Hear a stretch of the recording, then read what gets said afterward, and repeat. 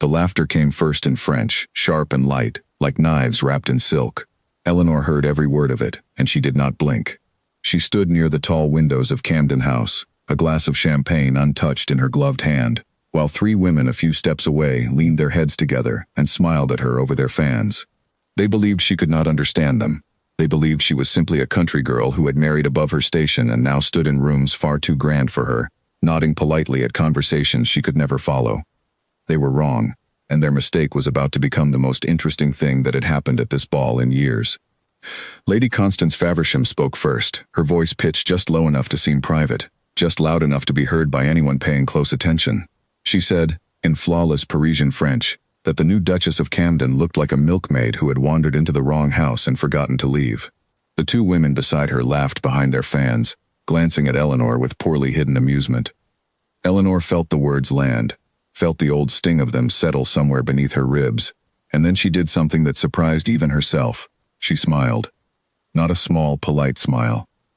A real one, faint and knowing, the kind of smile that made Lady Constance pause mid-sentence and study her more closely. Eleanor said nothing. She simply turned her gaze toward the dance floor, where her husband, Julian, Duke of Camden, was speaking with two older gentlemen near the fireplace, his dark head bent slightly as he listened. He had not seen the exchange. He rarely saw these things. His world was full of politics and land disputes and correspondence from men who wanted favors, and the small cruelties of drawing rooms passed beneath his notice entirely. 6 months ago, Eleanor had married a man she barely knew, in a ceremony arranged with the same brisk efficiency as a business contract.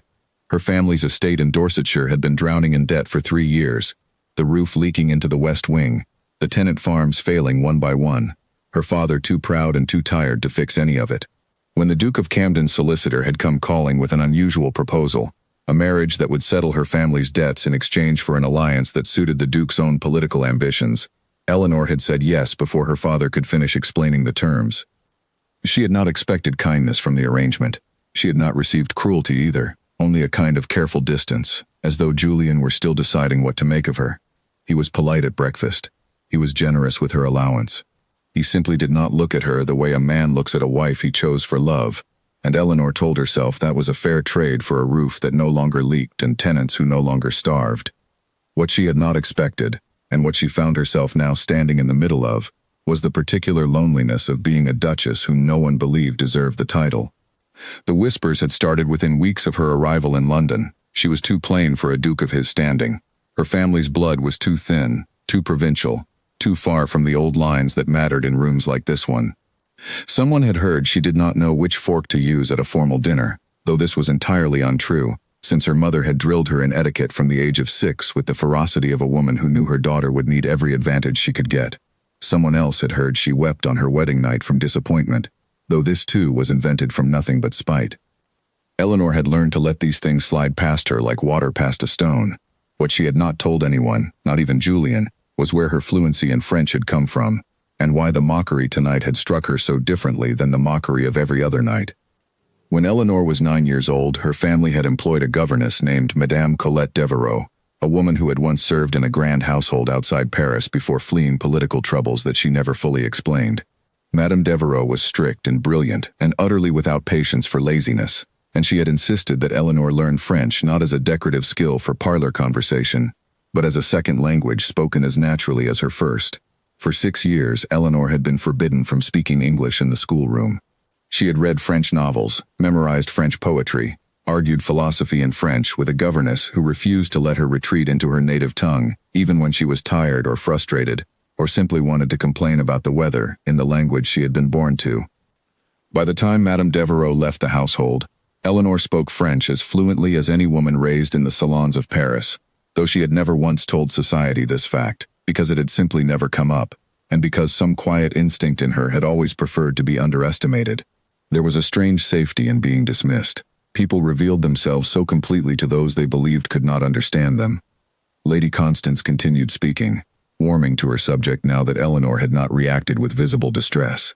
She said the Duchess's gown, though clearly expensive, hung on her like a costume borrowed for the evening, and that the Duke would certainly regret this marriage within the year, once the novelty of rescuing a poor family wore thin. The two women beside her murmured agreement, And one of them, a younger lady named Margot's cousin whom Eleanor did not recognize, added her own remark about how the Duchess's accent, when she attempted French pleasantries at dinner, was atrocious enough to make the servants wince. This last comment was almost funny to Eleanor, because she had never once attempted French pleasantries at dinner. She had always spoken English in company, deliberately, watching how people spoke about her when they assumed she could not understand their true meaning underneath the polite surface. She had heard things over the past 6 months that would have shattered a less careful woman.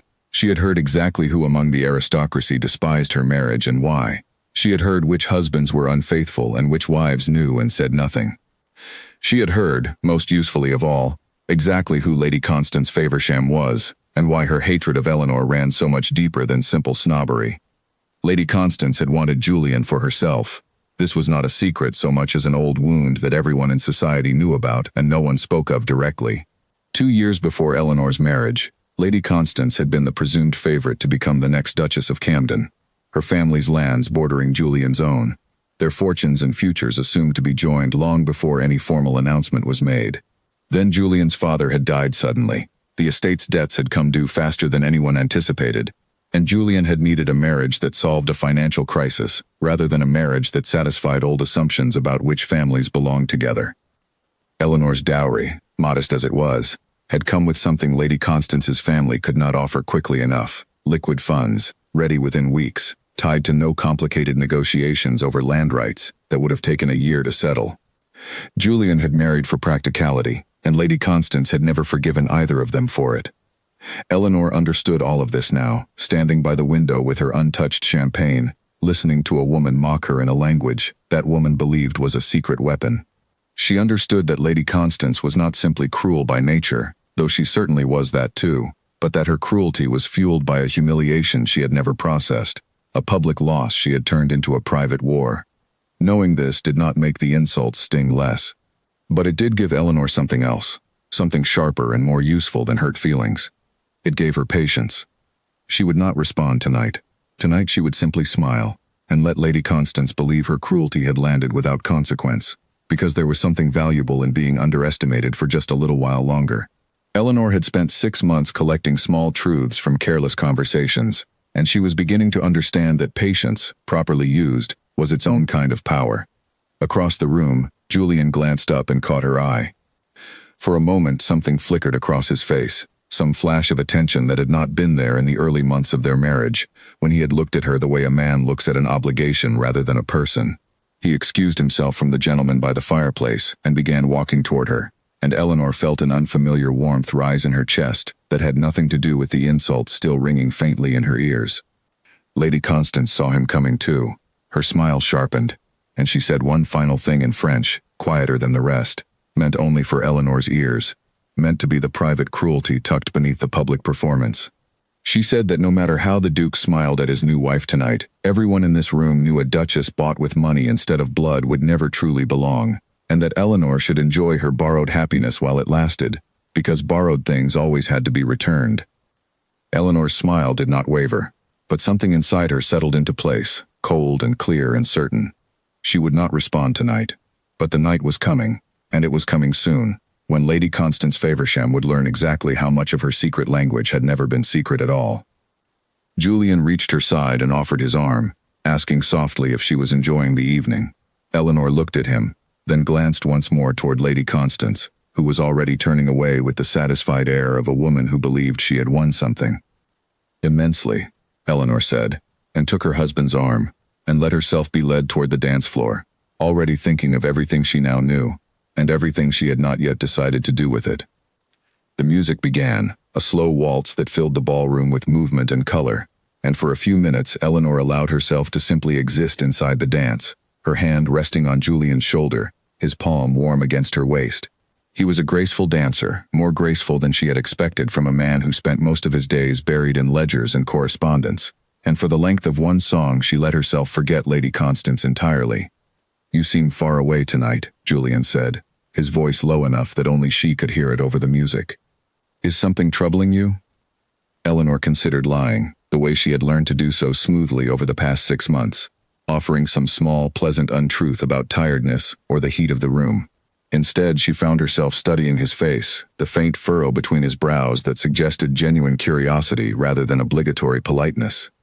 "Nothing that concerns you," she said instead, which was not quite a lie and not quite the truth either.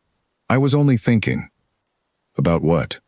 "About how much people say when they believe no one is listening," Eleanor said, and watched his expression shift into something more careful, more attentive, as though he sensed there was a larger story hidden beneath her words.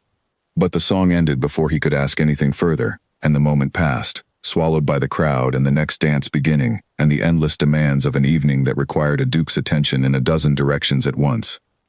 Eleanor let him go when Lord Pembroke approached with some urgent matter of parliamentary business, and she retreated once more to the edge of the room, where she could watch without being watched, listen without being heard. Lady Constance had moved to a different circle of guests, already laughing at some new joke, already searching for her next target, and Eleanor understood with sudden clarity that this would not stop on its own. Cruelty like this did not grow tired, it only grew bolder when it went unanswered. She thought of her mother, back in Dorsetshire, writing letters full of gentle encouragement and quiet worry, always asking whether Eleanor had settled into her new life, always careful not to ask too directly whether the marriage had brought her any real happiness. She thought of Madame Devereux, long since returned to wherever governesses went when their work was finished, and wondered if the old woman had any idea how useful her lessons would prove to be, 6 years and an ocean of circumstance later. Eleanor finished her champagne in one long swallow, set the empty glass on a passing tray, and allowed herself one more glance toward Lady Constance across the crowded room. The woman was radiant tonight, confident in her place among the old families, utterly certain that her secret cruelty in a foreign tongue had cost her nothing at all. Let her believe that a little longer, Eleanor thought. Let her enjoy the last few weeks of believing she is won. Because Eleanor had learned patience from a governess who never once raised her voice, and she intended to use every lesson that woman had ever taught her, in a language Lady Constance Faversham was about to discover was not nearly as private as she believed. By the 3rd week of the season, Eleanor had begun keeping a small leather notebook hidden in the drawer of her writing desk, and inside it she recorded, in careful handwriting, every cruel word spoken about her in French, along with the name of who had said it and the date it had occurred. She told herself this was not vengeance. It was simply information, gathered the way a soldier gathers intelligence before a battle he did not choose but cannot avoid. The invitations kept arriving, gilded cards announcing dinners and card parties and musical evenings, each one an opportunity for Lady Constance Faversham and her circle to continue their quiet campaign. Eleanor attended every single one, because refusing would have meant retreating, and retreating was not something she was willing to do, not after everything her family had sacrificed to see her seated at these tables in the first place. At a dinner hosted by the Countess of Ashbourne, Eleanor sat near the center of a long table set with silver and crystal that caught the candlelight in 100 small fires, and she listened as Lady Constance, seated only a few chairs away, leaned toward her companion and remarked in French that the Duchess's family estate had reportedly been so deep in debt that the previous duke's own solicitor had wept when reviewing the final accounts. This was, in fact, close enough to true that Eleanor felt the old shame rise briefly in her throat before she forced it back down. She kept her expression pleasantly neutral, commented on the excellent quality of the soup in English to the gentleman beside her, and wrote the remark down later that night in her notebook, along with a small note beside it. 3rd mention of family debt this month, growing more specific each time, likely sourced from someone close to the old solicitor's office. This was the pattern Eleanor had begun to notice. Lady Constance's insults were not random cruelty, they were informed cruelty, built on details that suggested she had a source somewhere close to Eleanor's own family history, details that a stranger to Dorsetshire could not have simply guessed. Eleanor did not yet know who that source was, but she intended to find out, because a woman who knew where to aim her insults was a woman worth watching carefully. The following week, at a card party hosted by Lord and Lady Pembroke, the mockery took a sharper turn. Eleanor was seated at a table playing whist with 3 other ladies, none of whom knew of her fluency, when the conversation at a neighboring table drifted into French, and she heard her own name mentioned amid a ripple of soft laughter. Lady Constance was telling a story, embellished with obvious relish, about how the Duchess of Camden had reportedly asked a servant what a particular French phrase meant during her first week in London, revealing to the entire household that she had no education in the language at all, despite pretending otherwise in polite company. The women around her laughed, delighted by the image of a duchess humbled by her own ignorance, and one of them asked whether it was true that Eleanor had cried after the incident, mortified by her own inadequacy. None of this had happened. Eleanor had never asked a servant to translate anything, had never cried over any perceived inadequacy regarding French, because the entire premise was invented from nothing but a desire to paint her as foolish. But the story was clever in its cruelty, because it was the kind of thing that could not easily be disproven, spreading person to person until it hardened into something people simply accepted as fact. Eleanor's hands remained steady as she played her cards, but inside her chest, something had shifted from patience into something closer to resolve. She was no longer simply cataloging insults out of quiet self-protection. She was building a case, methodically, the way her father had once tried and failed to build a case against the tenant farmer who had been quietly stealing from the estate's grain stores for years before anyone caught him. That night, when she returned to Camden House, she found Julian still awake in his study, a stack of correspondence spread across his desk, a single candle burning low beside him. He looked up when she entered, and something in her face must have betrayed more than she intended, because he set down his pen immediately and asked what was wrong. "Nothing is wrong," Eleanor said, the familiar deflection rising automatically to her lips. "Eleanor." Julian's voice carried a note she had not heard from him before, something almost like frustration, though not directed at her. "You have said that same thing to me a dozen times in the past month, and each time you say it, you look more tired than the last. I am not blind. Something is happening in these drawing rooms that you are not telling me." She hesitated, standing in the doorway with her gloves still on, and for a moment, she considered simply telling him everything, laying the entire situation before him the way she had once laid her family's finances before her father, plainly and without softening the truth. But something held her back, some old instinct that had learned, over the course of her whole life, that revealing a wound before you knew how to defend it only invited others to press harder against it. "I am managing it," she said instead. "I promise you, Julian, I am handling the matter in my own way." "What matter?" "Society," Eleanor said, which was true enough to satisfy the question without answering it fully. "Society is unkind to women who arrive without an old name behind them. I knew this when we married. I am not asking you to fix it." Julian studied her for a long moment, and Eleanor saw something cross his face that she could not quite name, some combination of guilt and confusion, as though he were only now beginning to understand that the isolation he had assumed was simple shyness on her part might be something considerably more deliberate, inflicted rather than chosen. "You are my wife," he said finally. "If society is treating you unkindly, that is very much my concern." "Is it?" The question left her lips before she could stop it, sharper than she intended, carrying 6 months of quiet loneliness inside 2 small words. "You have not asked me a single question about my days in this house until tonight, Julian. You have been generous, and I am grateful for that, but generosity is not the same as attention." The words hung in the air between them, and for a moment Eleanor regretted saying them at all, worried she had overstepped some boundary neither of them had properly defined in their strange, practical marriage. But Julian did not grow angry. Instead, he rose from his desk and crossed the room toward her, stopping close enough that she could see the genuine trouble in his eyes. "You are right," he said quietly. "I have buried myself in ledgers and politics since my father died, telling myself that solving the estate's problems was the most important thing I could do for this family, including you. I did not consider that I might be solving one problem while creating another." He paused. "Tell me what is happening. Not the polite version. All of it."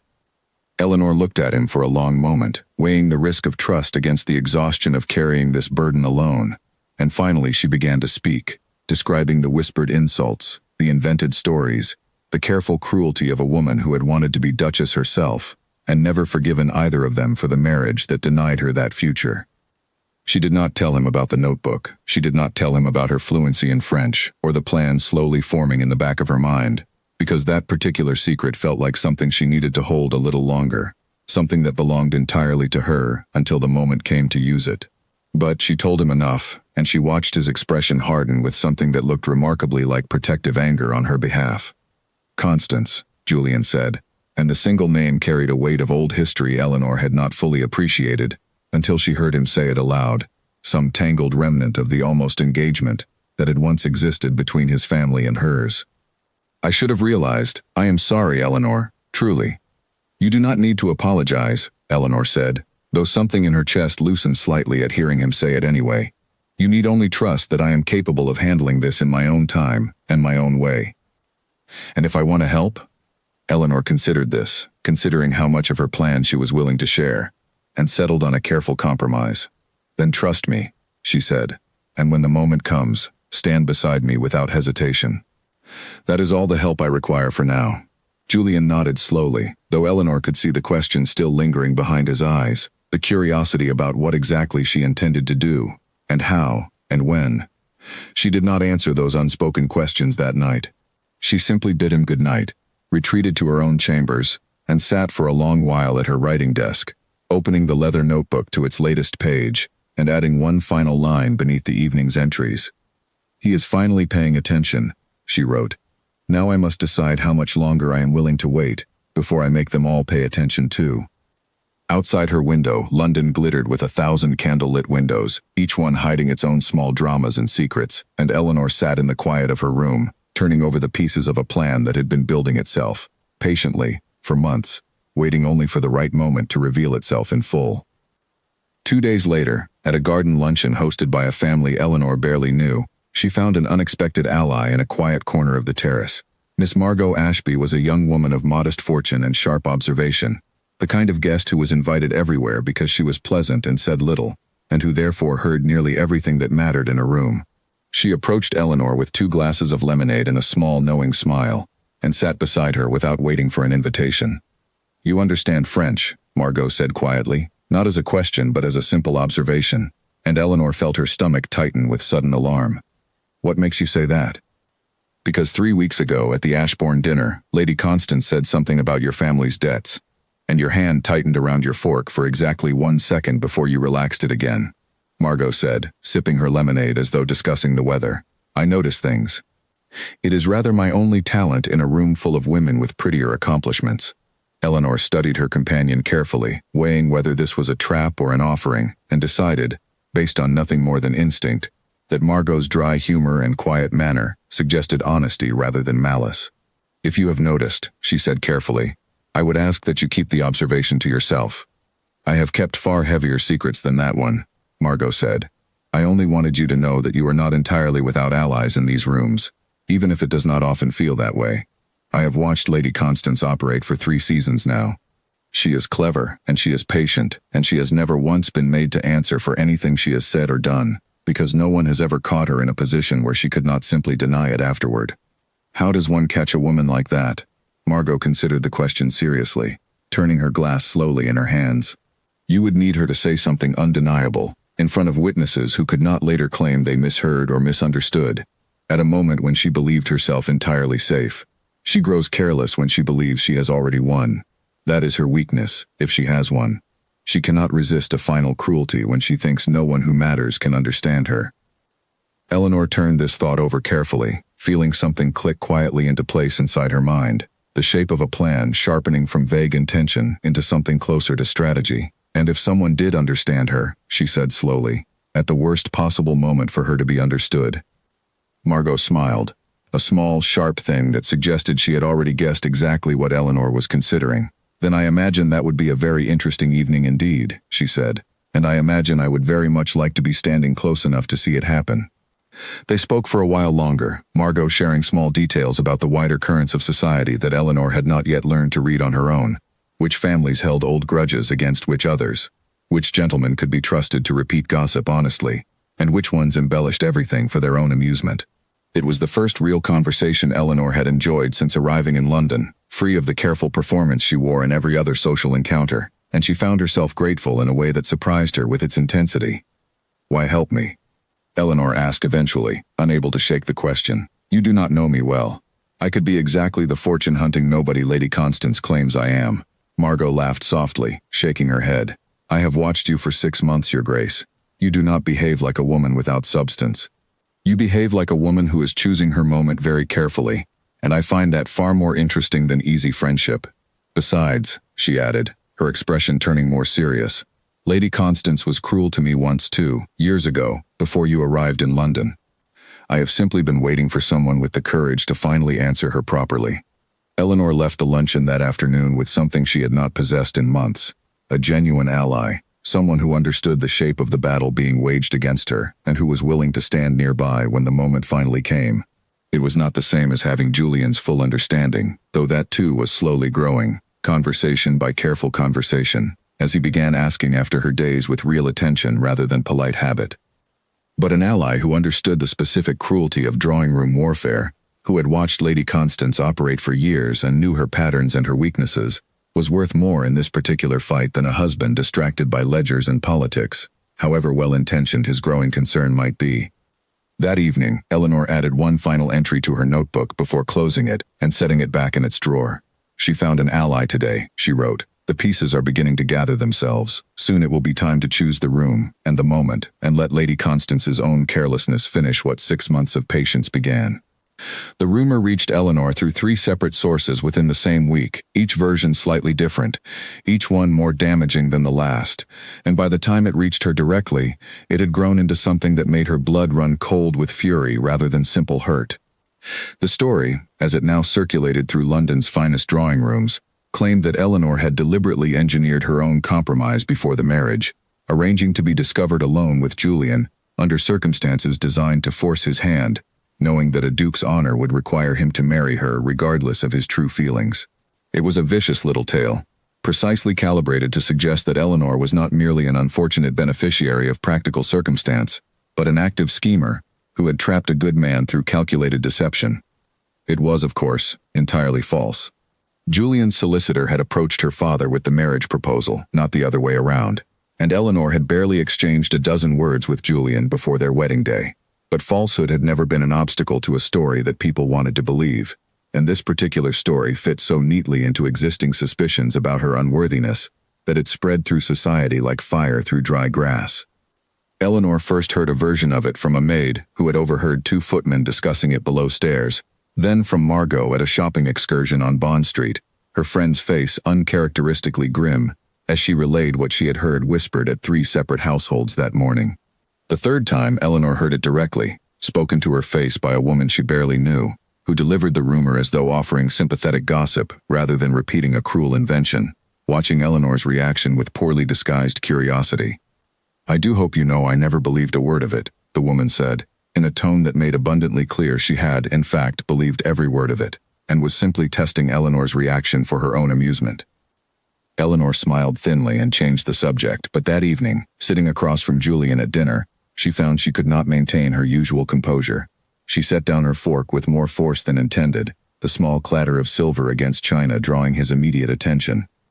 "You have heard it too, then," Julian said quietly, and Eleanor realized with a fresh wave of frustration that he had known about the rumor for days and had said nothing to her. "How long have you known?" "Since Tuesday."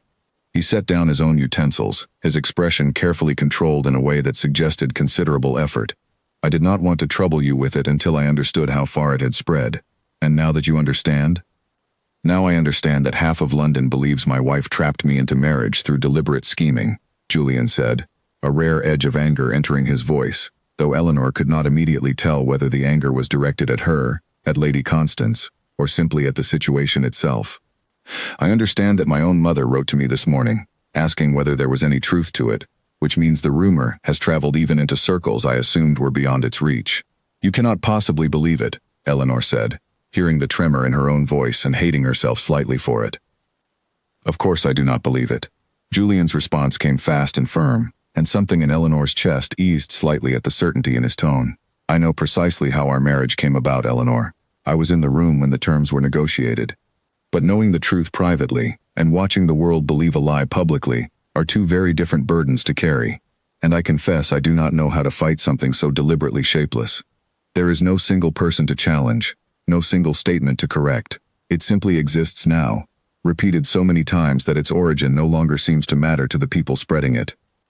Eleanor understood this frustration intimately, because she had been fighting some version of it for months, absorbing insults that could never quite be traced back to a single accountable source, cruelty delivered in whispers and knowing glances rather than statements bold enough to challenge directly. But this rumor was different from the whispered mockery she had grown accustomed to. This one had teeth. This one threatened not just her personal dignity, but the very legitimacy of her marriage, painting her as a schemer in the eyes of everyone whose opinion mattered to Julian's position and their shared future. "I know where it came from," Eleanor said quietly, and watched Julian's head lift sharply at her words. You know who started it? I have suspected for weeks who is behind most of what has been said about me since our marriage, Eleanor said carefully. I have not had proof, not the kind that would matter in a room full of witnesses who could later deny hearing anything at all.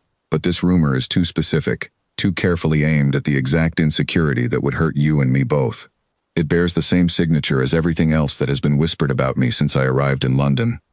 Constance, Julian said, and this time the name came out with none of the old fondness or awkward history Eleanor had heard in his voice weeks earlier, only cold recognition.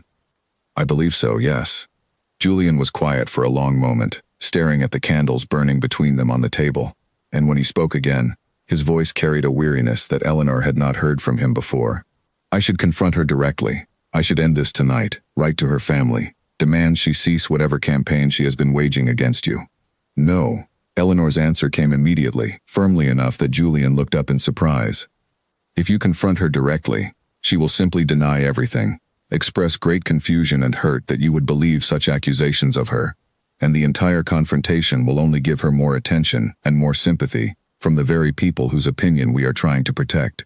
She is far too clever to be caught by a direct accusation with no proof behind it. Then what do you propose? Eleanor hesitated, aware that she was standing at the edge of finally revealing the plan that had been forming inside her for months, the secret she had guarded even from her own husband, but the rumor about their marriage had changed the calculation entirely. This was no longer simply about her own dignity, absorbed quietly and processed alone in the privacy of her notebook. This was about protecting something that belonged to both of them now, a marriage that had begun as practical arrangement, but had slowly, carefully, become something Eleanor found herself unwilling to see destroyed by another woman's bitterness. I propose that we wait, Eleanor said slowly, for the right moment, and the right room, and let Lady Constance's own carelessness finish what her cruelty began. She has spent months insulting me in French, believing herself entirely safe because she assumes I cannot understand a single word of it. She is wrong, Julian. She has been wrong since the very first night, when she called me a milkmaid who wandered into the wrong house. Julian stared at her, and Eleanor watched understanding dawn slowly across his features, the pieces of the past 6 months rearranging themselves into a new and startling shape. You speak French, he said, not quite a question. Fluently. I have since I was a girl. My governess made certain of it, and I have never once corrected the assumption that I do not, because it has proven remarkably useful to let people believe I understand nothing when I understand everything. You have been listening to her this whole time, to all of them. Every word, Eleanor confirmed. I have a notebook filled with 6 months of insults, dates, and witnesses. I know precisely what has been said about me, by whom, and in front of whom. I have been waiting for the right moment to use it, a moment public enough that denial would be impossible, and cruel enough that no one could pretend afterward it had been some small misunderstanding. Julian sat back in his chair, studying his wife with an expression that mixed astonishment with something that looked remarkably like admiration. You have been planning this for months, he said slowly, and you told no one, not even me. I did not know if I could trust anyone with it, Eleanor said honestly. A secret held too loosely stops being useful. I needed to be certain of my moment before I revealed my hand to anyone, even you. And are you certain now? Eleanor considered the question carefully, thinking of the rumor now spreading through London, the false story of manipulation and deception that threatened to poison every future gathering they attended together. Thinking of Lady Constance's satisfied smile at the ball weeks ago, thinking of 6 months of small cruelties absorbed silently while she waited for exactly this kind of opening. Nearly, she said. I need a little more information first. I need to understand exactly why Lady Constance hates me with such particular intensity, beyond simple disappointment over a marriage that never happened. There is something else driving her, something more recent than old history between your families, and I intend to find out what it is before I act. A weapon works best when you understand precisely where to aim it. How do you intend to find that out? Eleanor thought of Margot, of the quiet network of information her friend had access to through years of being overlooked and underestimated, in exactly the way Eleanor herself had been, and felt a small, cold smile forming at the corner of her mouth. I have my methods, she said. Trust me a little longer, Julian. I promise you, when this is finished, Lady Constance Faversham will never again believe that silence means ignorance. Julian reached across the table and took her hand, an unfamiliar gesture between them, gentle and deliberate. And Eleanor felt something warm settle in her chest that had nothing to do with anger or vengeance at all. I trust you, he said simply. I should have trusted you from the very beginning. I am sorry it took a rumor this vicious to make me finally see what you have been carrying alone. You see it now, Eleanor said. That is enough. But even as she said the words, she understood that trust alone would not be enough to end what had been started against her. Somewhere across London, Lady Constance Faversham was almost certainly celebrating the success of her latest cruelty, entirely unaware that the quiet, overlooked Duchess she had spent months mocking in a language she believed was safely private, had already begun building the very trap that would finally bring her carefully constructed cruelty crashing down around her. The rumor about their engineered marriage would need answering, and soon, before it hardened into accepted fact the way so many smaller cruelties already had. But Eleanor had learned patience from a governess who never raised her voice, and she intended to use that patience one final time, gathering the last pieces she needed before choosing the moment that would finally, completely, change everything. The following morning, Eleanor sent word to Margot requesting a private visit, and by early afternoon the two women sat together in Eleanor's private sitting room, the door firmly closed against curious servants, a pot of tea cooling untouched between them, while Eleanor explained everything she had held back during their garden conversation weeks earlier. Margot listened without interrupting, her expression growing more focused with every detail, and when Eleanor finished describing the rumor about the engineered marriage, her friend's jaw tightened with visible anger. That is considerably more vicious than anything she has done before, Margot said. Whispered insults at dinner are one thing. This threatens the very foundation of your position. She has grown reckless. Or desperate, Eleanor said. I have been thinking about this since last night. Lady Constance has been cruel to me since the very first week of my marriage, but this latest rumor feels different, more urgent. As though something has changed for her recently. Something that has made her escalate beyond her usual careful whispers into an outright fabrication designed to do real damage. You think something happened to her? I think something is happening to her, Eleanor corrected. I want to know what it is. You said yourself that she grows careless when she believes she has already won. I wonder if perhaps she is not entirely winning at all, and this latest cruelty is less confidence than panic dressed up as confidence. Margot considered this for a long moment, tapping one finger thoughtfully against the arm of her chair. There have been whispers, she said slowly, about the Faversham family's finances. Nothing confirmed, nothing anyone has dared say directly, but I have heard hints over the past month that her father's investments in shipping ventures have not performed as well as expected. If the family's fortune is genuinely strained, that would explain a great deal about her sudden urgency. Explain how. Because a woman whose family fortune is failing needs an advantageous marriage more urgently than ever, Margot said. And every season that passes without a proposal makes her prospects narrower. She is nearly 26 now, past the age when suitors line up eagerly, and if her dowry has shrunk along with her family's fortune, her options grow smaller still. Perhaps destroying your marriage is not simply about old jealousy anymore. Perhaps she genuinely believes that if she can create enough doubt about your legitimacy as Duchess, some pathway might reopen for her, however unlikely that outcome truly is. Eleanor turned this possibility over carefully, feeling the shape of Lady Constance's cruelty shift in her mind from simple bitterness into something more complicated, more human, though no less dangerous for being understandable. If her family's finances are truly failing, she said slowly, then that is not simply gossip. That is precisely the kind of information a woman like Lady Constance would want kept absolutely private, especially from someone she has spent months trying to humiliate in front of all of society. You are thinking of using it against her.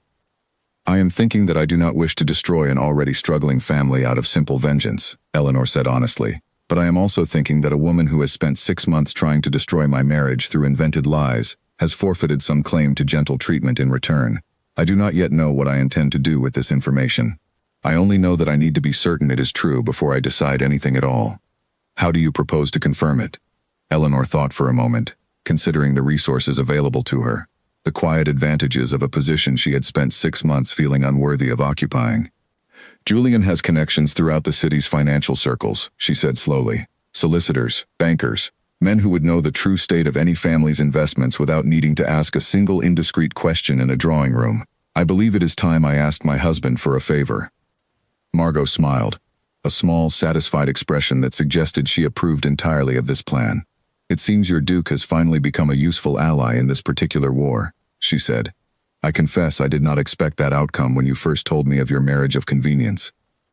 Neither did I, Eleanor admitted, surprised by how true the words felt as she spoke them. But he has surprised me these past weeks. I find I no longer think of him as simply the arrangement that saved my family. I find myself thinking of him rather differently, though I am not entirely certain what to make of that change yet. Do not examine it too closely, Margot advised, with the dry wisdom of a woman who had watched many marriages form and falter across her years in society. Some things grow best when left alone to develop in their own time. Focus instead on Lady Constance, and leave your own heart to sort itself out once this particular battle has been won.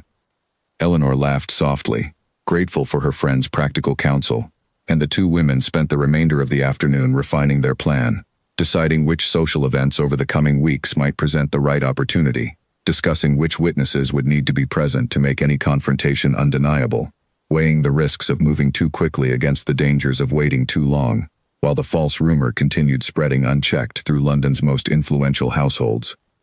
By the time Margot departed as evening settled over the city, Eleanor felt something she had not experienced in months, a genuine sense of forward motion, the quiet satisfaction of a plan finally taking definite shape after so many weeks of patient observation and careful waiting. She retrieved her notebook from its hiding place, added several new pages of notes regarding the Faversham family's rumored financial troubles, and sat for a long while considering exactly how she intended to use everything she now knew, once the proper moment finally arrived. Julian confirmed the rumor about the Faversham finances within 4 days, and the truth proved even worse than Margot had guessed. He came to Eleanor's sitting room late one evening, a folded paper in his hand, his expression grave in a way that told her the news before he said a single word. Lord Faversham's shipping investments collapsed almost entirely 8 months ago, he said, closing the door behind him. 3 vessels lost in a storm off the coast of Portugal, uninsured because he had let the policies lapse to save money the previous year. The family is not simply strained, Eleanor. They are very close to ruin, and have been quietly selling property and calling in old debts for months to keep the appearance of their fortune intact. Eleanor absorbed this information slowly, feeling the shape of Lady Constance's cruelty rearrange itself once more in her mind. She is not merely bitter about losing you, she said. She is desperate. Her family needs an advantageous marriage, more urgently than anyone in society realizes, and every rumor she spreads about me is not simply jealousy. It is a calculated attempt to unsettle our marriage, in the faint hope that some opportunity might open for her instead. It will not, Julian said firmly. Whatever happens between now and whenever this matter finally resolves, nothing will change the fact that I have no intention of ending this marriage, Eleanor. I want you to understand that clearly, regardless of what Constance believes or hopes. Something warm settled in Eleanor's chest at his words, spoken with such quiet certainty that she found herself believing them completely, without the careful skepticism she had trained herself to apply to most declarations made in London's drawing rooms. I know, she said softly. I am not worried about losing you to her scheming, Julian. I am worried about the damage her lies do in the meantime, to my reputation, to our standing, to the trust people place in this marriage going forward.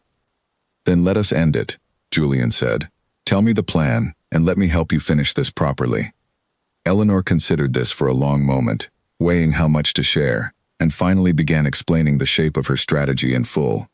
She intended to attend the upcoming ball at Rosewood House, hosted by the Earl of Hartland, an event that would draw nearly every significant family in London society, precisely the kind of large, public, undeniable gathering where a confrontation could not be dismissed afterward as private misunderstanding or exaggeration. She would need Julian present, and she would need him prepared for what she intended to reveal. Not just about her fluency in French, but about everything she had learned regarding the Faversham family's true circumstances. I do not intend to expose her financial troubles cruelly, Eleanor clarified, watching Julian's expression carefully. I have thought about this a great deal, and I do not wish to destroy a struggling family simply to satisfy my own anger, however justified that anger might be. I intend to reveal that I understand French, and that I have understood every cruel word spoken about me for the past 6 months. That alone will be devastating enough to end her campaign of whispers. The financial information is simply insurance, something I hold in reserve should she attempt to deny everything and continue the attack even after being exposed. Julian nodded slowly, clearly impressed by the careful restraint of her plan. You are more strategic than half the generals I have studied at university, he said, a faint smile finally breaking through his earlier grimness. Remind me never to become your enemy, Eleanor. You could not, even if you tried, Eleanor said, surprising herself with the easy warmth of the response, and watched Julian's smile deepen into something that made her pulse quicken unexpectedly. Over the following 2 weeks, Eleanor began a careful campaign of her own, subtle and quiet compared to Lady Constance's whispered cruelties, but no less deliberate. She began attending gatherings where French-speaking guests were common, foreign diplomats and their wives, visiting continental relations of various noble families, and she allowed herself, for the first time in 6 months, to speak French openly, in these smaller, more controlled settings, testing the reaction, gauging how word might spread once her fluency became generally known. The reactions were uniformly startled and uniformly impressed. A French countess visiting London for the season complimented her accent with evident surprise, remarking that she had assumed, based on gossip she had heard, that the Duchess of Camden possessed no facility with languages at all. Eleanor merely smiled and thanked her, filing away the confirmation that Lady Constance's stories about her ignorance had spread even into circles Eleanor had not previously realized were listening. She also spent considerable time with Margot, refining exactly how the revelation at Rosewood House should unfold, discussing which witnesses needed to be positioned correctly, which family members and society figures would carry the story forward afterward, with enough credibility that no one could dismiss it as invention or exaggeration. "You must let her speak first," Margot advised during one such planning session, sitting in Eleanor's sitting room with a cup of tea growing cold between them. "Do not simply announce your fluency out of nowhere. Wait for her to insult you again, in the moment, in front of everyone. Let her hang herself with her own words before you reveal that you understood every single one of them." "I intend to," Eleanor confirmed, "though I confess the waiting grows difficult. I have wanted to end this for months, and now that the moment is finally approaching, I find myself almost impatient for it to arrive." "Patience has served you well thus far," Margot reminded her gently. "Do not abandon it in the final stretch simply because the finish line has come into view." There was one evening, only days before the Rosewood Ball, when Eleanor nearly broke her own careful restraint entirely. She was attending a smaller gathering at the home of a minor baroness, and Lady Constance was present, holding court among a cluster of admirers as she often did, delivering some new cruelty in French about how the Duchess of Camden had apparently taken to imitating French phrases she overheard without any true understanding of their meaning, like a parrot repeating sounds it did not comprehend. The comment stung more sharply than Eleanor expected, perhaps because the ball was so close now, perhaps because months of accumulated restraint had worn thinner than she realized, and for one dangerous moment she felt the words rising in her throat, the urge to respond immediately, in flawless French, and watch the shock bloom across Lady Constance's face on the spot, rather than waiting for the carefully planned moment still days away. She caught herself just in time, biting back the response, forcing her expression into its usual careful neutrality, though her hands trembled slightly as she set down her teacup. Across the room she caught Julian's eye, and something in her face must have betrayed the near slip, because he crossed the room toward her almost immediately, offering his arm and murmuring some excuse about wanting fresh air. "That was close," he said quietly, once they had stepped out onto the small terrace, away from listening ears. "Too close," Eleanor admitted, breathing in the cool evening air, letting it steady her racing heart. "I nearly ruined months of patience over one careless comment." "You did not, though. You held yourself together beautifully, as you always do." Julian studied her carefully in the dim light spilling from the windows behind them. "Eleanor, I want you to know, whatever happens at Rosewood House, however this unfolds, I am proud of the restraint you have shown through all of this. Most people would have lashed out months ago. You have carried an extraordinary weight with more grace than anyone had any right to ask of you." Eleanor looked at him, struck by the sincerity in his voice, and felt something shift between them in that quiet moment on the terrace, some final piece of distance finally closing entirely. Their marriage had begun as a practical solution to a financial crisis, a contract signed by two people who barely knew each other, but standing here now, 6 months later, Eleanor found herself thinking that whatever this feeling was, growing steadily warmer with each passing week, it bore very little resemblance to the cold arrangement they had begun with. "Thank you," she said softly, "for trusting me with this, for standing beside me, even before you fully understood what I was carrying." "Always," Julian said, and the single word carried a weight and certainty that made Eleanor's breath catch slightly. He did not move to kiss her, though something in his expression suggested the thought had crossed his mind, and instead he simply offered his arm once more, and they returned to the gathering together, composed and steady, Eleanor's near slip safely contained, the plan still intact, the moment still waiting patiently for Rosewood House and whatever revelations that grand evening would finally bring. As they rode home that night, Eleanor stared out the carriage window at the passing lamplight and allowed herself, for the first time, to imagine the moment fully. She pictured the ballroom at Rosewood House, crowded with every significant family in London, Lady Constance surrounded by her usual admirers, delivering some final cruelty, believing herself entirely safe. She pictured the silence that would follow her own response, delivered in flawless French, exposing 6 months of accumulated deception in a single devastating moment. The plan was nearly complete. Only a few final details remained, a few last pieces of intelligence to confirm, a few careful conversations with Margot to ensure every witness would be positioned correctly. Eleanor closed her eyes and let herself breathe, feeling the strange calm that settles over a person standing at the very edge of a long-awaited reckoning. And she thought, with quiet certainty, that Lady Constance Faversham had absolutely no idea what was about to arrive at her door. A few days before the Rosewood Ball, Eleanor found herself at a milliner's shop on a quiet street near Bond Street, selecting ribbon for a bonnet she did not particularly need, when she nearly collided with a young woman hurrying out through the narrow doorway. The woman apologized quickly, and Eleanor recognized her at once as Lady Constance's younger sister, a quiet, unassuming girl of perhaps 17 named Beatrice, who had always struck Eleanor as entirely unlike her older sibling in temperament. "Your Grace," Beatrice said, flushing with embarrassment, gathering the parcels that had nearly spilled from her arms. "Forgive me, I was not watching where I walked." "No harm done," Eleanor said kindly, helping to steady one of the packages before it slipped further. There was something in the girl's face, a tiredness that seemed far too heavy for someone so young, that made Eleanor pause rather than simply continuing on her way. "Are you well, Miss Faversham? You seem troubled." Beatrice hesitated, glancing around as though worried someone might overhear, and then, perhaps because Eleanor's tone carried genuine concern rather than idle curiosity, something in her seemed to loosen slightly. "It has been a difficult season for my family," she admitted quietly. "I should not say more than that. Please forgive me, Your Grace. I have taken up enough of your time." She hurried away before Eleanor could respond further, and Eleanor stood for a long moment on the busy street, turning over the brief encounter in her mind. There had been real fear in the girl's eyes, not the practiced anxiety of ordinary social pressure, but something closer to genuine dread. And Eleanor found herself, unexpectedly, feeling a flicker of sympathy for a family she had spent weeks planning to expose. She mentioned the encounter to Margot that same afternoon, describing Beatrice's evident distress, and her friend listened with a thoughtful frown. "The younger sister is due to make her own debut next season," Margot said. "If the family's finances collapse publicly before then, her prospects will suffer terribly alongside her sister's. I imagine that weighs heavily on a household already strained past its limits." "I do not wish to punish a girl of 17 for her sister's cruelty," Eleanor said firmly. "Whatever happens at Rosewood House, I want to be certain the revelation strikes only where it is deserved. Lady Constance has earned every consequence that is coming to her. Her sister has earned nothing but bad fortune in the family she was born into." "Then we shall be precise," Margot said. "You need not mention the family's finances at all, unless Lady Constance forces your hand by denying everything afterward.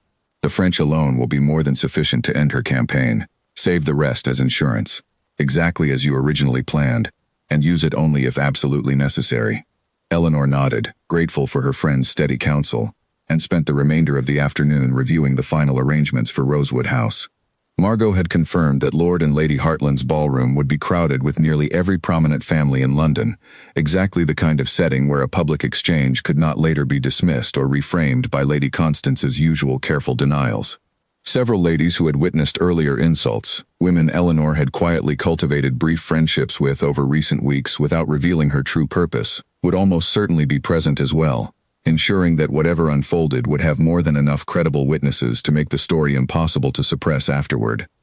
That evening, Eleanor reviewed her notebook one final time before the ball, reading through 6 months of careful entries, every insult, every date, every witness, and felt a strange mixture of exhaustion and anticipation settle over her. The waiting had been long, and difficult, and lonelier than she had let anyone fully see, but standing now at the very threshold of finally answering it all, she found she felt something closer to readiness than fear. She closed the notebook, set it carefully back in its drawer, and allowed herself, for the first time in months, to imagine what her life might look like once this particular battle was finally won. The ballroom at Rosewood House blazed with 1,000 candles, chandeliers throwing golden light across a crowd so dense that Eleanor could barely see the far wall, and she stood near the entrance in a gown of deep sapphire silk, her heart steady despite the enormity of what she intended to do before the night ended. Julian stood beside her, tall and composed, though Eleanor could feel the tension coiled in his arm beneath her gloved hand, the same tension she recognized in herself, carefully hidden beneath practiced calm. Margot had positioned herself near a group of ladies Eleanor had cultivated over recent weeks, women who had witnessed enough of Lady Constance's cruelty firsthand to recognize the significance of whatever unfolded tonight, and whose social standing was substantial enough that their account of events would carry weight throughout London for months to come. They did not have to wait long. Lady Constance arrived fashionably late, radiant in emerald green, moving through the crowd with the easy confidence of a woman who had spent years believing herself untouchable in rooms exactly like this one. She spotted Eleanor almost immediately, and Eleanor watched something calculating flicker across her rival's expression, a familiar hunger for the next opportunity to wound. For the first hour, nothing happened beyond the ordinary rhythms of a grand ball, dancing and conversation, and the endless small performances of London society at its most polished. Eleanor danced twice with Julian, once with an elderly earl who complimented her grace with old-fashioned courtliness, and spent the intervening time near Margot, watching Lady Constance circulate through the crowd, waiting with a patience that had become second nature over 6 long months. The moment finally arrived just past 10 o'clock, during a lull between dances, when a cluster of guests gathered near the refreshment tables, and Lady Constance found herself standing only a few feet from Eleanor, surrounded by her usual circle of admirers, clearly emboldened by champagne and the general festive atmosphere of the evening. "I do wonder," Lady Constance said, addressing her companions, but pitching her voice just loud enough to ensure Eleanor would hear every word, switching effortlessly into French, as she always did, when she wished to deliver her cruelty with plausible deniability. "How much longer the Duke intends to parade his little country bride through society, before he tires of the novelty and remembers what a proper Duchess ought to look like." Her companions laughed softly, glancing toward Eleanor with the same poorly hidden amusement Eleanor had grown accustomed to over the past 6 months. Lady Constance continued, warming further to her subject, clearly unable to resist one final indulgence now that the wine had loosened her usual careful restraint. "I have heard," she went on, "that the poor girl still cannot tell a salad fork from a dinner fork without prompting from the servants, and that her family's estate was so thoroughly ruined before this marriage that her own father wept with relief the day the settlement was finally signed. It is rather charming, in its own pathetic way, watching someone try so hard to belong somewhere she was never truly meant to be." The words landed exactly as they always had, sharp and precise, aimed at every insecurity Eleanor had carried since arriving in London. But this time, Eleanor did not simply absorb the cruelty and file it away for later. This time, she turned, met Lady Constance's eyes directly, and responded in French so flawless, so effortlessly natural, that the entire cluster of guests around them fell instantly silent. She said that she found it rather fascinating, in return, how much energy a grown woman could devote to insulting a stranger's table manners, while her own family quietly sold off their remaining properties to cover 8 months of losses from 3 ships wrecked off the coast of Portugal. Losses that might have been covered entirely if certain insurance policies had not been allowed to lapse the previous year to save a few £100s that now seemed a very small sum indeed compared to everything that had since been lost. The silence that followed was absolute. Every conversation within earshot had stopped entirely, dozens of faces turning toward the 2 women, with expressions ranging from shock to barely contained delight at witnessing something no one in the room would ever forget. Lady Constance's face drained of all color, her mouth opening slightly though no sound emerged, the champagne-loosened confidence of moments earlier collapsing entirely beneath the weight of public exposure she had never once imagined possible. "You understand French?" Lady Constance finally managed, her voice barely above a whisper, though in the absolute silence of the gathered crowd, it carried easily to everyone standing nearby. "I have understood every single word you have said to me and about me for the past 6 months," Eleanor replied, still in French, her voice calm and clear and utterly without the tremor she had half expected to find in it. "Every insult at the Ashbourne dinner. Every invented story about servants and tears and imagined ignorance. Every cruel remark whispered behind fans at gatherings you believed were entirely private. I have understood all of it, from the very first evening you called me a milkmaid who wandered into the wrong house." A ripple of gasps moved through the crowd, as those who understood French translated quietly for those who did not, the story spreading outward through the ballroom in a matter of seconds, guests turning to their neighbors with wide eyes and whispered explanations. Eleanor caught sight of several of the ladies she had cultivated over recent weeks nodding slowly, confirming to those nearby that yes, they too had witnessed such comments before. that this was no isolated incident but the culmination of months of deliberate cruelty finally being answered in full public view. Lady Constance's companions had stepped back from her slightly, as though physical distance might somehow protect them from association with the unfolding scandal, and Eleanor watched her rival's face cycle rapidly through shock, humiliation, and finally a desperate, brittle attempt at recovery. "I meant nothing by it," Lady Constance said, switching to English now, her voice rising with obvious panic. "Simple teasing, nothing more. Surely everyone here understands that society ladies tease one another constantly. It means nothing serious." 6 months of consistent, deliberate cruelty is not teasing, Eleanor said, switching to English as well, her voice carrying easily across the now completely silent ballroom. "You spread a story 2 weeks ago, claiming I deliberately compromised myself to trap the Duke into marriage. That was not teasing, Lady Constance. That was a calculated lie, designed to damage my marriage and my reputation beyond repair." "I never said such a thing." "You said it to Lady Ormsby, who repeated it to Mrs. Whitfield, who repeated it to no fewer than 6 other households within the same week," Eleanor said, and watched Lady Constance's eyes widen further, as she realized just how thoroughly her deception had been traced and documented. "I have kept careful record of every unkind word spoken about me since my marriage, Lady Constance, including who spoke it, and when, and to whom it was repeated afterward. I did not do this out of vanity. I did this because I understood, from the very first evening, that a woman as calculating as you would eventually overreach, and I intended to be prepared when that moment finally arrived." The crowd around them had grown considerably larger now, word of the confrontation spreading through the ballroom faster than any dance or announcement could have managed, guests abandoning their conversations and drifting toward the scene with the particular fascination that only genuine, unscripted scandal could provide. Julian stepped forward at this point, having remained silent through the confrontation to allow his wife her moment, and placed a firm, supportive hand at the small of Eleanor's back, a gesture visible to everyone present.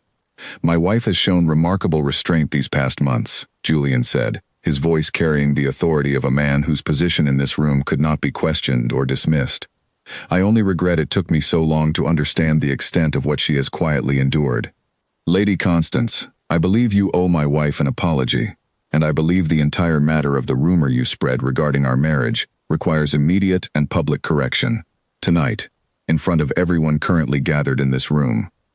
Lady Constance looked around at the assembled crowd, dozens of familiar faces now watching her with expressions that had shifted entirely from amused spectators to something closer to cold judgment, and Eleanor watched the last of her rival's composure finally crumble entirely. There would be no graceful exit from this moment, no clever deflection or denial sophisticated enough to salvage her position, not with so many credible witnesses present, not with Eleanor's calm, precise recounting of specific dates and specific conversations leaving no room for doubt about the truth of what had occurred. Lady Constance began, then stopped, her eyes darting around the circle of faces surrounding her, searching for some ally who might step forward to defend her, and finding none. Even her closest companions from moments earlier had retreated several steps further, unwilling to associate themselves any further with a scandal this thoroughly, publicly exposed. Eleanor felt no triumph in the silence that followed, no cruel satisfaction at watching her tormentor finally humbled in front of the very society that had once made Lady Constance's cruelty so effective. She felt instead something closer to relief, a long, slow exhale of 6 months of carefully carried weight finally set down. "I do not require an elaborate apology," Eleanor said, more quietly now, though the room remained silent enough that her words still carried to everyone nearby. "I require only that this stop. No more invented rumors, no more whispered cruelty in languages you believe strangers cannot understand. I bear you no particular ill will beyond what these past months have already cost me, Lady Constance, and I have no wish to see your family's difficulties made any more public than they already have become tonight, through your own carelessness rather than any deliberate choice of mine." This last statement landed with visible impact, Lady Constance's face flickering with something like startled gratitude beneath the humiliation, as though she had expected Eleanor to press the advantage further, to expose the family's financial ruin fully and completely, rather than simply referencing it as proof of her own claims. Eleanor had chosen her words carefully, revealing enough to establish the truth of her accusations without delivering the final, devastating blow that would have destroyed the Faversham family entirely, thinking of young Beatrice's tired, frightened eyes outside the milliner's shop just days earlier. "Thank you," Lady Constance said, so quietly that only Eleanor, standing closest, truly heard it, and something passed between the two women in that brief moment. Not quite forgiveness, but perhaps the beginning of a truce neither had expected to reach. The orchestra, sensing the need for some intervention, began playing again, and slowly, gradually, the crowd began to disperse back into smaller conversations, though Eleanor knew the story of tonight would spread through London within days, repeated and embellished in every drawing room across the city. Lady Constance withdrew quickly toward the edges of the ballroom, her earlier radiance entirely extinguished, while Eleanor remained standing beside Julian, feeling the weight of dozens of curious, newly respectful eyes still watching her from every direction. Margot appeared at her side moments later, her expression glowing with unrestrained delight. "That," she said, "was the finest thing I have witnessed in 3 seasons of London society. You did not simply defeat her, Eleanor. You did it with more grace than she has shown in her entire life." Julian turned to Eleanor, something in his expression far warmer than simple pride, and reached for her hand in front of the entire remaining crowd, an open, deliberate gesture that told everyone still watching exactly where his loyalty stood. "Shall we dance?" he asked quietly, "and let the rest of London finally see the Duchess I have had the privilege of knowing all along?" Eleanor smiled, real and unguarded, and let him lead her back onto the dance floor. 6 months of careful, patient waiting finally, completely, at an end. As they moved through the steps of the dance, Eleanor caught sight of the Dowager Duchess of Camden, Julian's own mother, watching from near the edge of the room with an expression Eleanor had never before seen the older woman wear in her direction. The Dowager had always been polite but distant, careful in the particular way of a woman withholding judgment until she had gathered enough evidence to form a lasting opinion, and Eleanor had long suspected that her mother-in-law harbored some of the same doubts about her worthiness that had fueled Lady Constance's cruelty from the very beginning. When the dance ended, the Dowager approached directly, her posture regal as always, though something in her face had visibly softened. "Your Grace," she said, addressing Eleanor with unusual formality, "I confess I did not know you possessed such command of French, nor such remarkable composure under circumstances that would have broken a lesser woman entirely." "I did not wish to make a display of either quality until it became necessary," Eleanor replied honestly. "I hope you will forgive the secrecy." "Forgive it?" The Dowager's mouth curved into something almost like a smile. "My dear, I believe I owe you an apology of my own. I confess I wondered, when Julian first informed me of this marriage, whether a match built on practical necessity rather than genuine affection could ever produce anything worth valuing.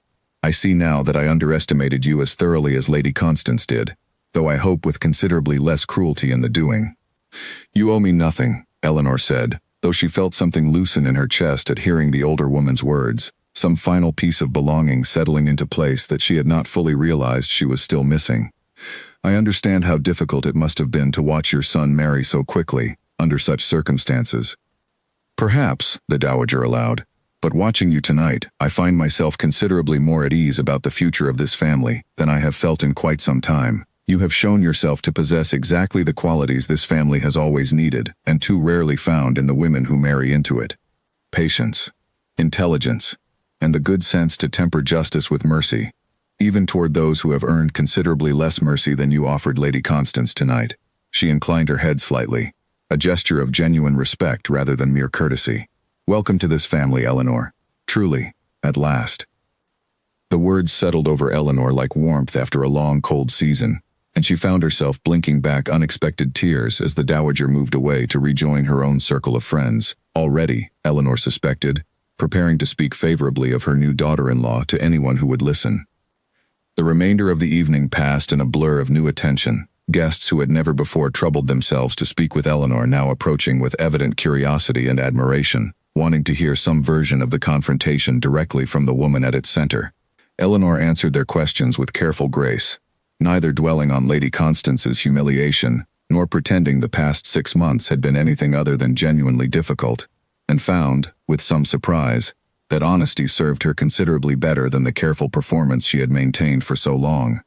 Near midnight, as carriages began arriving to carry guests home through the quiet London streets, Julian guided Eleanor toward their own waiting carriage, his hand warm against the small of her back, and helped her inside before settling across from her, watching her with an expression she had not seen from him before, something unguarded and entirely sincere.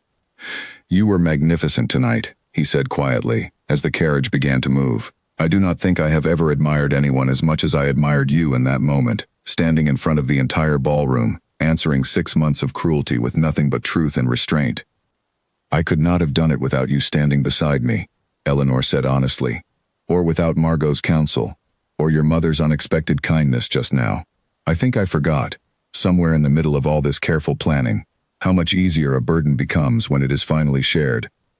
Julian reached across the carriage and took her hand, lacing his fingers through hers with a gentleness that made Eleanor's breath catch. "Then let us not forget that lesson again," he said softly. "Whatever comes next, Eleanor, I do not intend to let you carry anything alone. Not anymore." Eleanor smiled, resting her head lightly against his shoulder as the carriage rolled on through the darkened streets, and allowed herself, finally, completely, to simply feel the quiet relief of a battle won, a marriage transformed, and a future that suddenly seemed far brighter than anything she had dared imagine 6 long months ago. Within a week, the story of the Rosewood Ball had traveled through every significant household in London, and Eleanor found herself transformed, almost overnight, from a quietly tolerated outsider into one of the most talked-about women in society, though the nature of the talk had shifted entirely from mockery into something closer to fascinated respect. Invitations arrived at Camden House in greater numbers than ever before, hostesses eager to have the clever, composed Duchess of Camden grace their gatherings, and Eleanor noticed, with quiet satisfaction, that many of the same women who had once laughed behind their fans at Lady Constance's cruel jokes now approached her with careful deference. Some clearly hoping to distance themselves from their earlier participation in the whispering campaign, others genuinely curious to know the woman who had so completely dismantled one of society's most feared tongues in a single devastating evening. Lady Constance herself had retreated almost entirely from public gatherings in the days following the ball, and word soon reached Eleanor, through Margot's ever-reliable network of information, that the Faversham family had quietly withdrawn to their country estate for the remainder of the season, their financial troubles now openly acknowledged rather than desperately concealed. Eleanor felt a complicated mixture of emotions upon hearing this news, some lingering satisfaction at seeing justice finally served, tempered by genuine concern for young Beatrice, whose own prospects had been damaged through no fault of her own. She mentioned this concern to Julian one evening, several days after the ball, as they sat together in his study reviewing correspondence, a habit they had settled into naturally over the past week, working side by side in comfortable silence broken by occasional conversation. "I keep thinking of the younger sister," Eleanor admitted. "She did nothing to deserve any of this, and yet her own prospects will suffer alongside her sister's disgrace, simply through the misfortune of sharing a family name." Julian set down the letter he had been reading and studied his wife thoughtfully. "What would you propose to do about it?" Eleanor considered the question seriously, an idea slowly forming that she had been turning over privately for the past several days. "I wonder," she said slowly, "whether it might be worth extending some quiet kindness toward Beatrice specifically, separate from whatever consequences her sister has earned. Perhaps an invitation to some small gathering here at Camden House, nothing grand enough to draw unwanted attention, simply an opportunity for her to be seen in respectable company, to demonstrate that she need not be entirely defined by her sister's choices." "You wish to help the family of the woman who spent 6 months trying to destroy our marriage," Julian said, though his tone carried more admiration than skepticism. "I wish to help a 17-year-old girl who happened to be born into a difficult family," Eleanor corrected gently. "There is a difference, Julian. I have no particular warmth left for Lady Constance, and I do not intend to pretend otherwise. But Beatrice deserves the chance to build her own reputation, separate from her sister's mistakes, and I find I have some sympathy for a young woman navigating London society without the advantages I was fortunate enough to eventually find here." Julian smiled, reaching across the desk to take her hand. "You continue to surprise me," he said. 6 months ago, I married a woman I barely knew, out of practical necessity, expecting nothing more than a functional arrangement that would settle my family's most pressing troubles. I find myself now married to a woman whose grace and generosity exceed anything I might have hoped for, even in the most fortunate of circumstances." "I could say the same of you," Eleanor replied softly, thinking of the distracted, distant husband she had first married, and the attentive, devoted partner who had gradually emerged over the past months, particularly since the truth of her burden had finally been shared between them. "We have both changed a great deal since our wedding day, I think, and rather more for the better than either of us likely expected." They extended the invitation the following week, a small afternoon gathering that included Beatrice alongside several other young women of good standing, and Eleanor watched with quiet satisfaction as the girl, initially nervous and uncertain, gradually relaxed into the comfortable atmosphere Eleanor had deliberately cultivated, finding herself welcomed rather than judged, treated as an individual rather than an extension of her sister's disgrace. "Thank you," Beatrice said quietly, as she prepared to leave at the end of the afternoon, her earlier tension replaced by something like cautious hope. "I did not expect such kindness from you, Your Grace, given everything my sister has done." "Your sister's choices are her own to answer for," Eleanor said gently. "Yours are yours, and I see no reason they should be weighed down by burdens that were never truly yours to carry. I hope you will feel welcome to visit again, whenever you wish." Beatrice's eyes glistened with unexpected emotion, and she thanked Eleanor once more before departing, and Eleanor felt, watching her go, a quiet sense of rightness settle over the choice she had made, proof to herself that the power she had claimed at Rosewood House could be wielded with mercy, as easily as with justice. As the season progressed, Eleanor found herself settling into her role as Duchess with a confidence she had never quite possessed during those first difficult months of her marriage. She was sought after now, her opinion genuinely valued in conversations she had once merely endured on the margins, her intelligence and wit celebrated, rather than dismissed, as unworthy of a duke's wife. She began hosting small gatherings of her own, carefully curated evenings that mixed sharp conversation with genuine warmth, and found that her reputation for both cleverness and quiet mercy toward Lady Constance's family had earned her something even more valuable than simple acceptance, genuine respect. Her marriage, too, had transformed entirely from the careful, practical arrangement it had begun as. Julian no longer buried himself exclusively in ledgers and politics, making a deliberate effort to share his days with her, asking after her thoughts on matters both trivial and significant, and Eleanor found herself, increasingly, looking forward to the quiet evenings they spent together in his study, working side by side, the comfortable silence between them filled with an understanding that had grown slowly, patiently, from practical necessity into something that Eleanor now recognized, with quiet wonder, as genuine love. One evening, several weeks after the Rosewood Ball, Julian found her in the library, curled into a window seat with a book of French poetry she had not read since her days with Madame Devereux, the candlelight catching the gold in her hair as she looked up at his entrance. "I have been thinking," Julian said, settling into the seat across from her, "about how differently this marriage might have unfolded, had you not possessed the patience and courage to handle everything you carried these past months so carefully, so completely on your own terms." "I did not do it entirely alone," Eleanor reminded him. "I had Margot. Eventually I had you." "Eventually," Julian agreed, a note of gentle self-reproach in his voice. "I regret that it took so long for me to notice what you were enduring. I regret every evening I spent buried in correspondence while you faced Lady Constance's cruelty without my support." "You are here now," Eleanor said simply. "That matters a great deal more to me than any regret over the months before it. We found our way to each other, Julian, in our own time, and I would not trade the marriage we have built now for one that arrived more easily, without the trials that taught us both what we truly needed to learn about each other."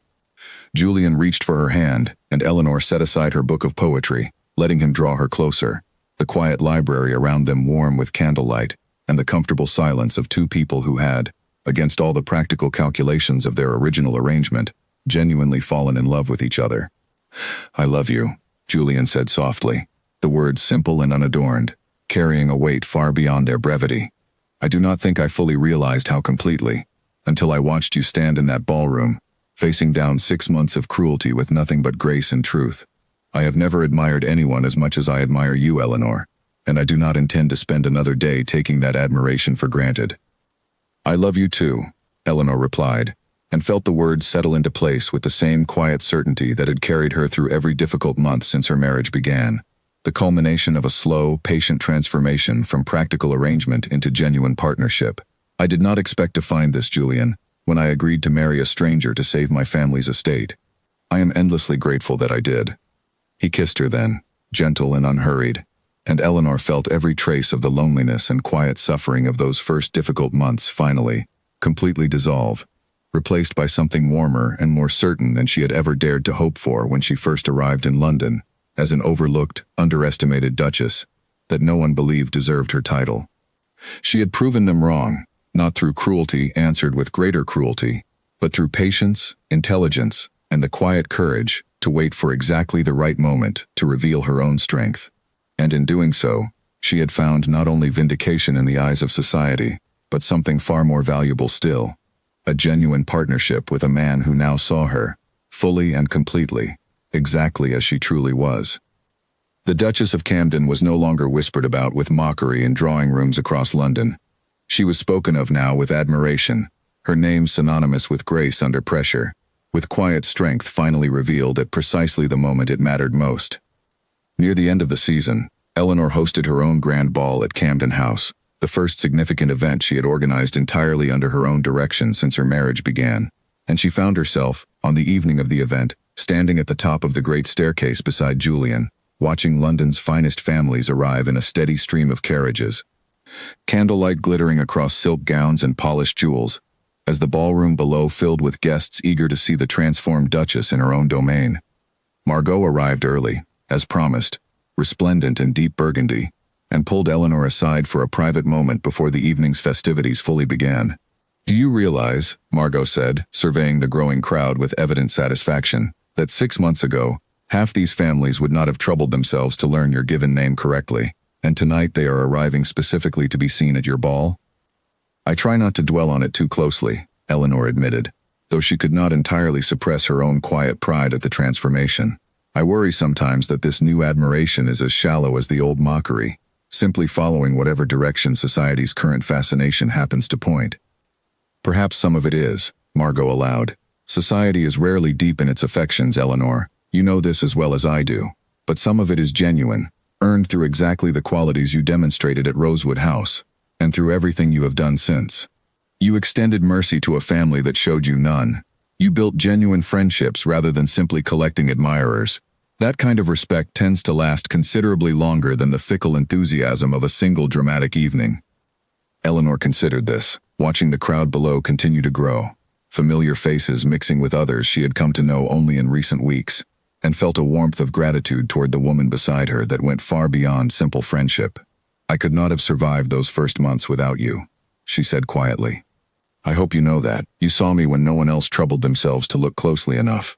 "I saw someone worth seeing," Margot said simply, squeezing her hand briefly before the demands of the evening pulled them both back into their respective roles as hostess and honored guest.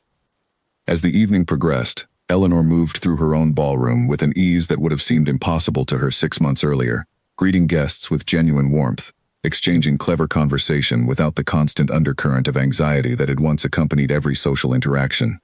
She noticed, near midnight, a familiar face near the edge of the room, and felt a small flicker of surprise upon recognizing Beatrice Faversham, dressed simply but elegantly, accompanied by an aunt who had apparently agreed to sponsor her through the remainder of the season despite her family's continued difficulties. Eleanor approached directly, and Beatrice's face lit with evident relief at the warm reception. "I did not expect an invitation," Beatrice admitted quietly, once introductions with her aunt had been properly exchanged. "Given everything that happened between you and my sister, I worried it might be presumptuous even to hope." "I told you once that your sister's choices are not yours to carry," Eleanor said gently. "I meant it, Beatrice. You are welcome in this house whenever you wish to visit, regardless of whatever else has passed between our families." Beatrice's eyes glistened, and she thanked Eleanor with evident sincerity before her aunt guided her toward the dance floor, where a young gentleman had already approached to request the next set. Eleanor watched them go, feeling the quiet satisfaction of a kindness properly extended, and turned to find Julian watching her with an expression of open admiration. "You continue to prove yourself the most gracious woman in London," he said, offering his arm as the orchestra began a new piece. "I am endlessly fortunate to call you my wife."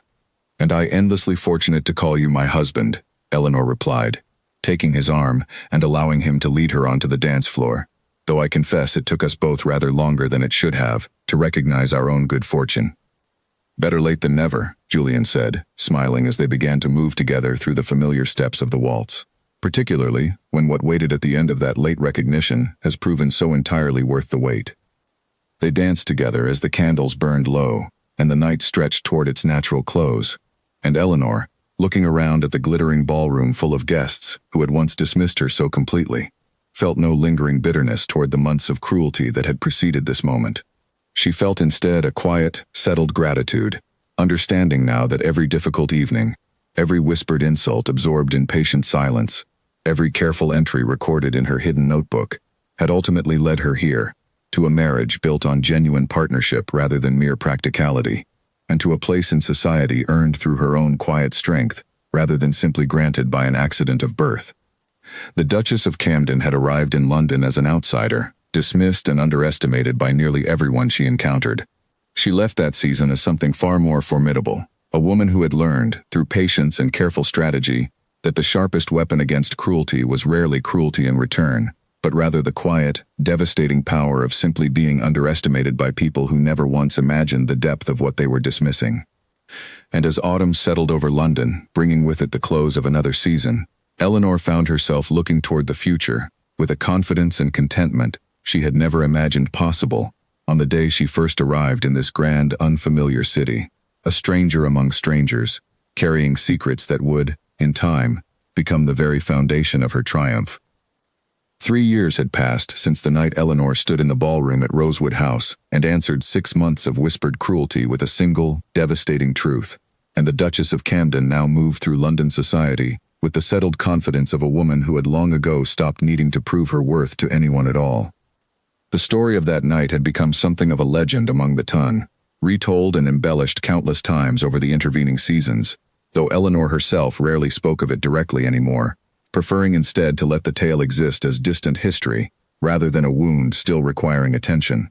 Lady Constance Faversham had married eventually, a quiet match to a widowed baronet of modest fortune, and had retreated largely from London society, appearing only occasionally at gatherings where the two women's paths crossed with polite, if distant, civility. Whatever bitterness had once fueled her cruelty seemed to have burned itself out entirely, replaced by the weary pragmatism of a woman who had learned, however belatedly, that spite rarely built anything worth keeping. Beatrice Faversham, by contrast, had flourished.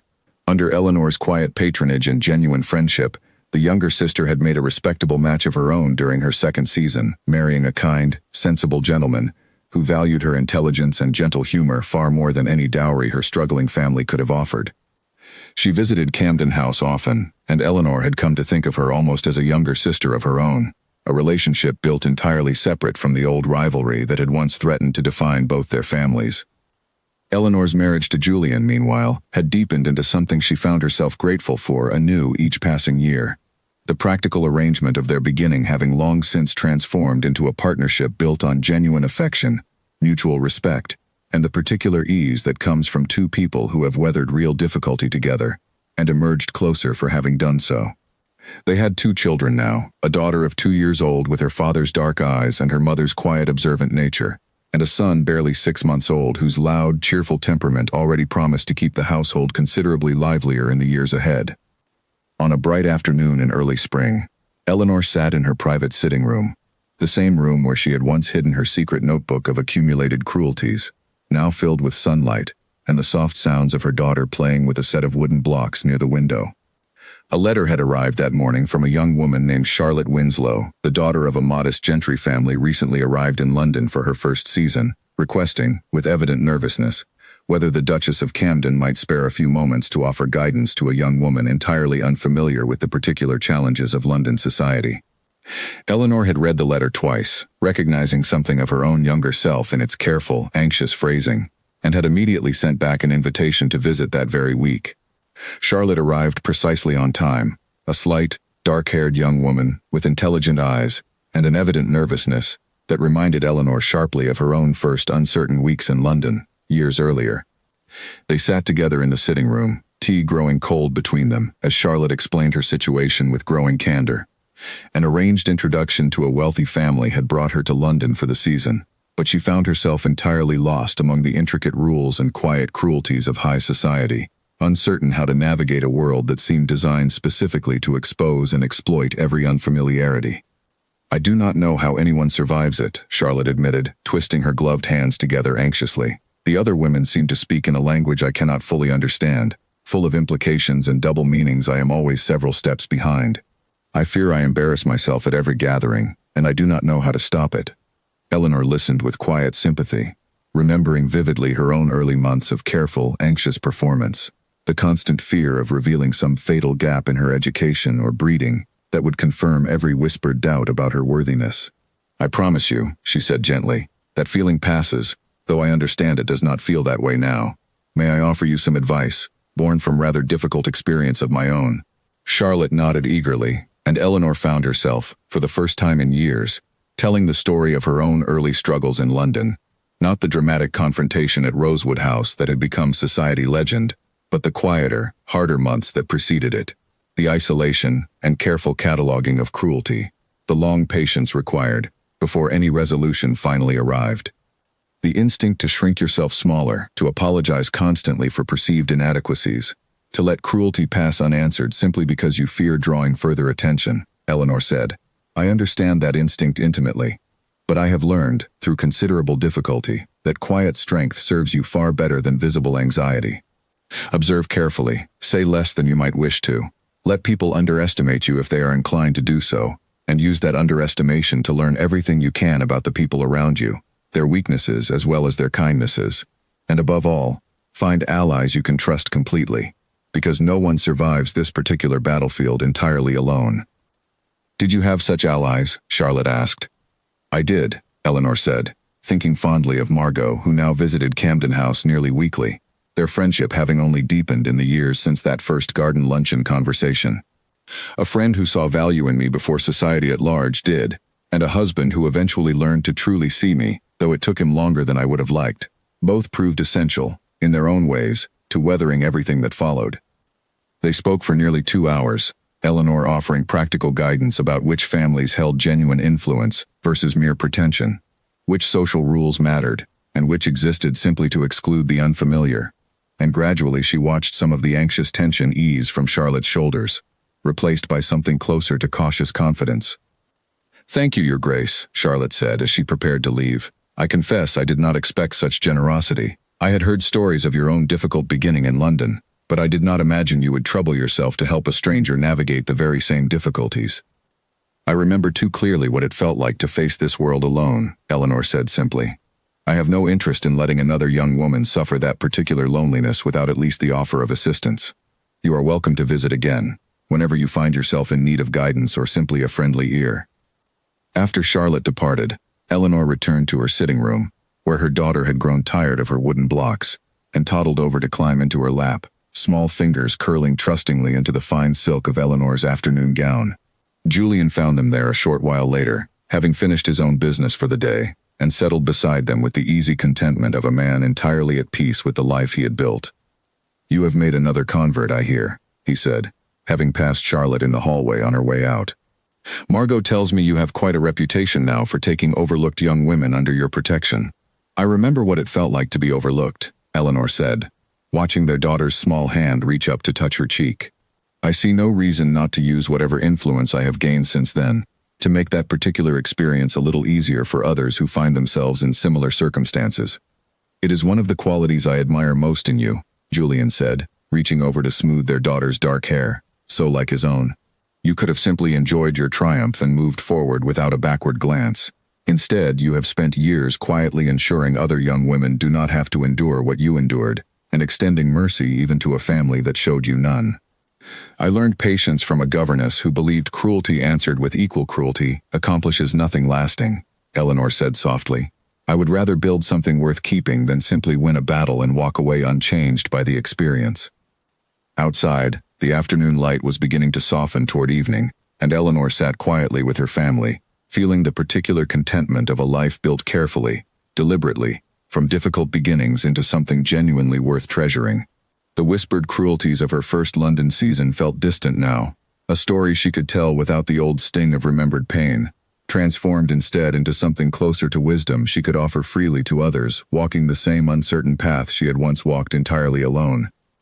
She thought sometimes, in quiet moments like this one, of that first terrible evening at Camden House, standing near the tall windows while Lady Constance mocked her in a language she believed was safely private, and marveled at how completely that single moment of quiet dignity had shaped everything that followed. She had chosen patience over immediate reaction, strategy over impulsive anger, mercy over pure vindication when the moment for reckoning finally arrived. And those choices had built not just a triumphant vindication in society's eyes, but a life, a marriage, and a family that Eleanor treasured far beyond anything she could have imagined on that first anxious night, standing alone among strangers who believed she understood nothing at all. They had been wrong about that, and about so much else besides, and Eleanor, watching her husband gently tease a laugh from their small daughter, while the London evening settled softly outside their window, found she no longer needed anyone's permission or approval to know precisely how far she had come, and precisely how much she had built along the way. Later that evening, after the children had been settled by their nurse and the house had grown quiet, Eleanor walked with Julian through the gardens behind Camden House, the spring air cool and fragrant with early blossoms. They spoke of small, ordinary things, the progress of the tenant improvements on the estate, an invitation from an old friend of Julian's requesting their presence at a summer gathering in the countryside, the particular stubbornness their daughter had already begun displaying at not yet 3 years old. "Do you ever think of that night?" Julian asked eventually, as they paused near a stone bench beneath a flowering tree. "The ball at Rosewood House?" "Sometimes," Eleanor admitted. "Less often now than I once did. It feels like a story that happened to someone else, in some ways, though I know it shaped everything that followed far too completely to ever fully separate myself from it." "I think of it often," Julian said quietly. "Not the confrontation itself, though I remain endlessly proud of how you handled it. I think more of the months before, when you carried that burden so entirely alone, and I did not notice quickly enough to help you carry it sooner. I have tried, every day since, to make certain you never again feel you must face something so difficult without my full support beside you." "You have succeeded," Eleanor said, leaning into him as his arm settled around her shoulders. "I do not carry burdens alone anymore, Julian. Not since that night, and not for a single day since. That is perhaps the greatest gift to come from everything that happened, greater even than whatever vindication I found in that ballroom." They stood together beneath the flowering tree as the last light faded from the sky, and Eleanor thought, with quiet gratitude, of everything that had grown from those first difficult months of whispered cruelty and careful patience. A marriage transformed from practical necessity into genuine devotion, a friendship with Margot that had only deepened with each passing year, a quiet tradition of guidance and kindness extended to young women like Charlotte, who might otherwise have faced London's particular cruelties entirely alone, and a family, growing and thriving, built on foundations far sturdier than the fragile social calculations that had first brought Eleanor and Julian together as near strangers, all those years ago. The Duchess of Camden had arrived in London believing herself an outsider, destined only for quiet tolerance at best. She had built in the years since a life that exceeded every hope she had once dared to carry, proof enough that patience, properly used, could outlast even the sharpest cruelty, and that the truest victories were rarely the ones won in a single dramatic moment, but the quieter ones built steadily afterward, day by patient day.